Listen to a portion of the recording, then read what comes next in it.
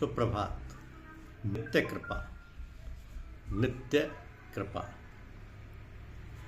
वेदों का अध्ययन किया जाए, यज्ञों का विधि विधान से अनुष्ठान किया जाए, बड़े बड़े दान किए जाएं, बड़े उग्र कठिन से कठिन तपस्याएं की जाएं और तीर्थ व्रत आदि शुभ कर्म किए जाएं, ये सब के सब कर्म विश्वरूप दर्शन में हेतु नहीं बन सकते।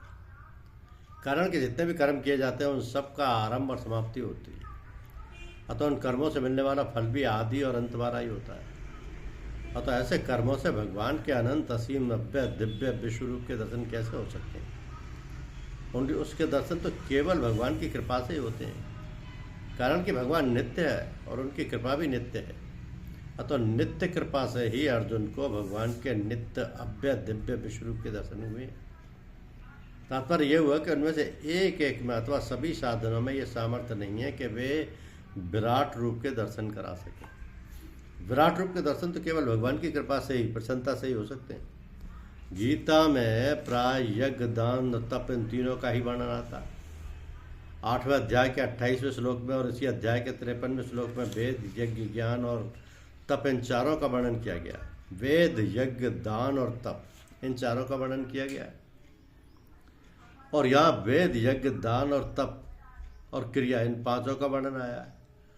तो 8वें अध्याय के 28वें श्लोक में सप्तमी विभक्ति और बहुवचन तथा यहाँ के श्लोक में तृतीया विभक्ति और बहुवचन का प्रयोग हुआ है, जबकि दूसरी जगह प्रथमा विभक्ति और एक वचन का प्रयोग होता है। तो ये जो साधन है, वेद यज्ञ दान आदि साधनों में से एक साधन ही विशेषता से बहुत बार किया जाए तो सभी साधन विशेषता से बार बार किया जाए तो भी सबके सब साधन विश्वरूप के दर्शन के कारण नहीं बन सकते, अर्थात इनके द्वारा विश्वरूप नहीं देखा जा सकता।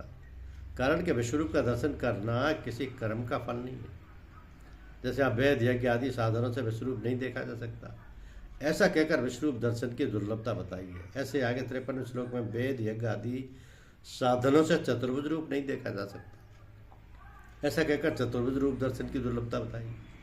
चतुर्भुज रूप को देखने में अनन्य भक्ति का साधन बताया है, क्योंकि वह रूप ऐसा विलक्षण है कि उसका दर्शन देवता भी चाहते हैं, इसलिए उस रूप में भक्ति हो सकती है।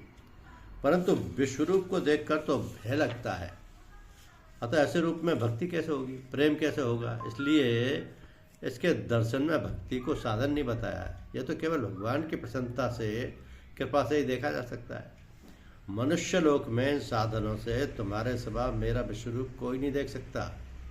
इसका अर्थ ये नहीं है कि इन साधनों से तू देख सकता है, तुम्हारे को तो मैंने अपनी प्रसन्नता से ये रूप दिखाया है।